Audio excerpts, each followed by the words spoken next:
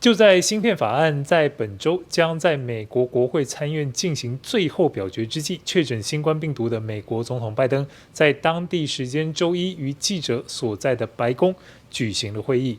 这是拜登确诊之后第二次透过虚拟的方式进行露面。当天，拜登主持会议将近1个小时，尽管声音沙哑，但仅咳嗽4次。开会期间也只有简短的闭目养神了约半分钟。会后，拜登还线上接受了记者的提问。拜登表示，他睡眠良好，当天早上还是被他的爱犬给叫醒的。